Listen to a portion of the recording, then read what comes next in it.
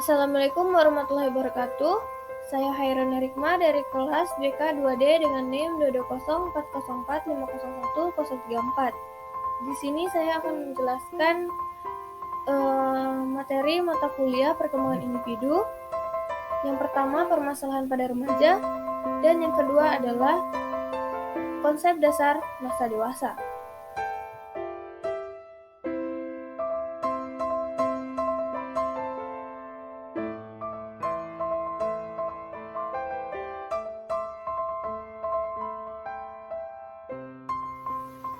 Materi yang pertama adalah permasalahan pada remaja.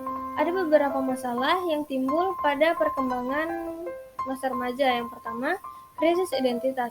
Identitas diri merupakan suatu penyadaran yang dipertajam tentang diri sendiri, yang dipakai seseorang untuk menjelaskan siapakah dirinya, yang meliputi karakteristik diri, memutuskan hal-hal yang penting dan patut dikerjakan untuk masa depannya, serta standar tindakan dalam mengevaluasi perilaku dirinya ke semua hal tersebut. Dalam diri seseorang merasa sebagai pribadi yang unik dan berbeda dari orang lain dalam interaksi dengan lingkungan sosialnya.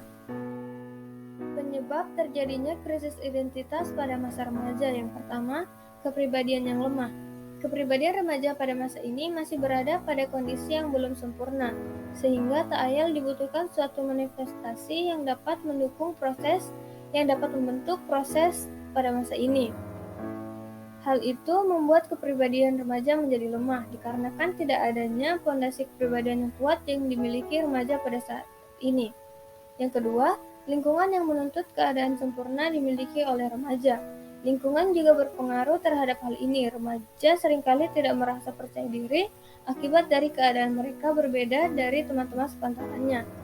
Sebuah standar semu yang ditetapkan oleh gaya hidup di lingkungan remaja tersebut. Yang ketiga, orang tua yang menekan remaja. Umumnya orang tua menekan pola perilaku anak sesuai dengan keinginannya, entah itu dengan memberikan petunjuk, nasihat, dan saran-saran, atau bahkan dengan cara yang lebih keras, seperti kekerasan verbal maupun fisik. Yang keempat, sedikitnya pengetahuan mengenai tanah air sendiri. Kurangnya pendidikan serta informasi mengenai tanah air sendiri. Media massa malah lebih asik memasukkan informasi dari berbagai macam dunia mengenai gaya hidup ataupun berita secara umum. Upaya atau solusi dalam mengatasi krisis identitas pada masa remaja. Yang pertama, adanya penguatan identitas nasional dengan pendidikan multikultural berbasis kearifan lokal. Pendidikan dianggap sebagai media yang strategis dalam memperkuat identitas nasional dengan cara mentransfer ilmu pengetahuan, nilai-nilai kemajemukan, dan juga pelestarian budaya bangsa. Yang kedua, mengembangkan semangat nasionalisme dan patriotisme. Dengan mengembangkan semangat nasionalisme dan patriotisme, tentunya akan tumbuh rasa cinta terhadap tanah air, yang mana hal tersebut merupakan bentuk upaya mempertahankan identitas serta integritas nasional. Yang ketiga, melestarikan budaya dengan memanfaatkan media digital. Budaya sendiri merupakan jati diri bangsa ataupun identitas bangsa tersebut. Indonesia memiliki keberagaman budaya yang sangat banyak, dari Sabang sampai Merauke. Yang keempat, usaha bela negara. Bela negara merupakan hak dari kewajiban bagi setiap warga negara. Dengan begitu, sudah seharusnya kita sebagai warga negara Indonesia melakukan tindakan bela negara untuk menjaga dan mempertahankan identitas dan integritas nasional. Masalah yang ketiga adalah pergaulan bebas. Pergaulan bebas adalah salah satu kebutuhan dasar manusia.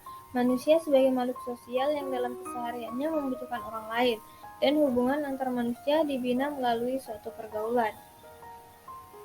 Penyebab dari pergaulan bebas dalam masa remaja adalah rendahnya kontrol diri, rendahnya kesadaran diri remaja terhadap bahaya pergaulan bebas, nilai-nilai keagamaan cenderung kurang, gaya hidup yang kurang baik, rendahnya taraf pendidikan keluarga, keadaan lingkungan keluarga yang kurang harmonis, minimnya perhatian orang tua, pengaruh teman sebaya, dan pengaruh internet.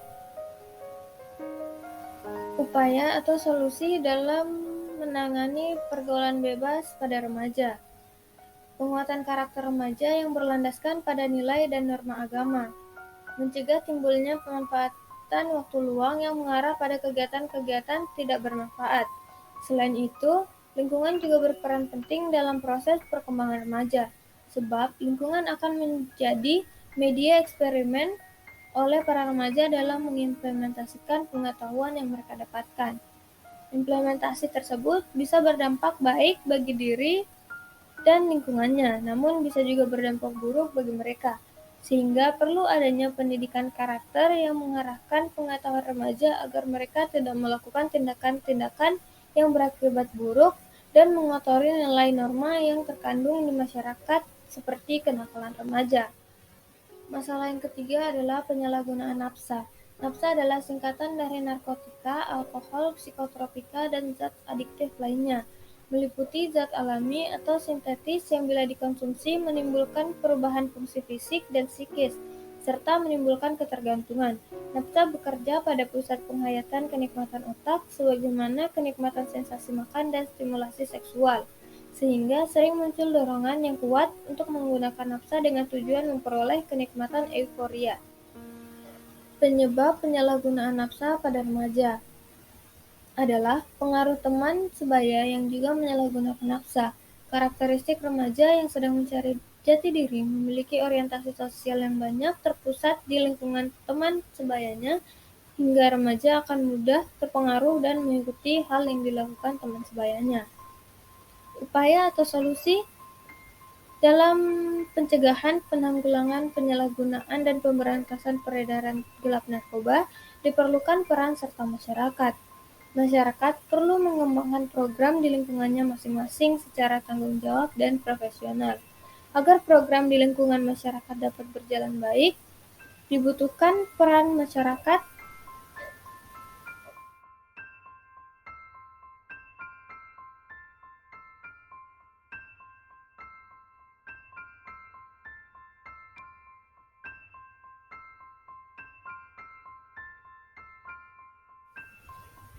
Materi yang kedua adalah konsep dasar orang dewasa. Secara bahasa, dewasa berasal dari kata adults yang merupakan sebuah kata kerja Latin, seperti juga istilah adolescence, yang berarti tumbuh menjadi dewasa. Akan tetapi, kata adult juga berasal dari bentuk lampau dari kata kerja adultus yang berarti telah tumbuh menjadi kekuatan dan ukuran yang sempurna, atau telah menjadi dewasa.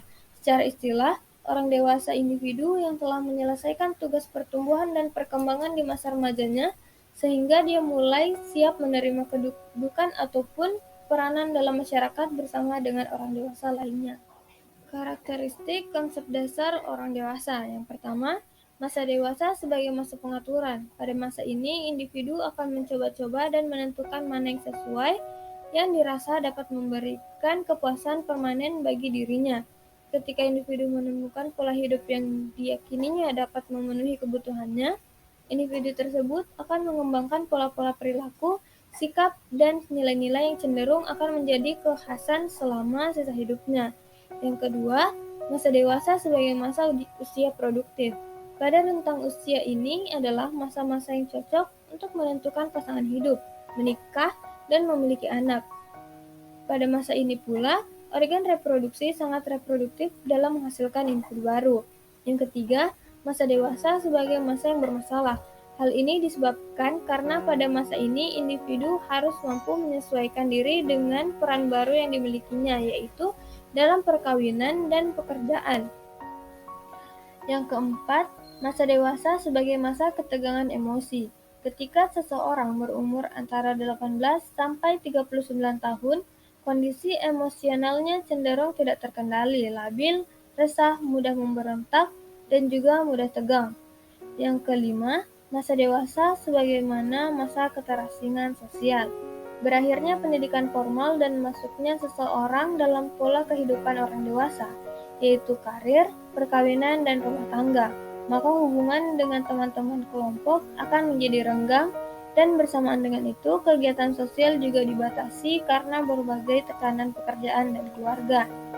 Yang keenam, masa dewasa sebagai masa komitmen. Pada masa ini juga, individu akan mulai sadar akan pentingnya sebuah komitmen. Ketika menjadi dewasa, orang-orang akan mengalami perubahan tanggung jawab dari seorang pelajar yang sepenuhnya tergantung pada orang tua menjadi masa mandiri.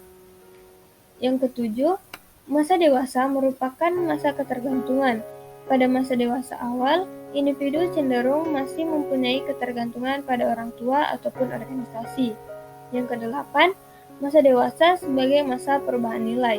Nilai-nilai yang dimiliki individu pada masa dewasa awal akan berubah karena pengalaman dan hubungan sosialnya semakin luas. Yang kesembilan, masa dewasa sebagai masa penyesuaian diri terhadap cara hidup baru. Ketika seseorang telah memasuki masa dewasa, berarti seseorang juga harus lebih bertanggung jawab karena sudah mempunyai peran ganda sebagai orang tua dan sebagai pekerja. Yang ke-10, masa dewasa sebagai masa kreatif. Bentuk kreativitas yang terlihat sesudah individu menjadi dewasa tergantung pada kemampuan, minat, dan potensi kesempatan. Tahap perkembangan pada masa dewasa. Yang pertama, masa dewasa awal. Menurut Harlock, dewasa awal dimulai pada usia 18 tahun sampai kira-kira usia 40 tahun. Saat perubahan-perubahan fisik dan psikologis yang menyertai berkurangnya kemampuan reproduktif.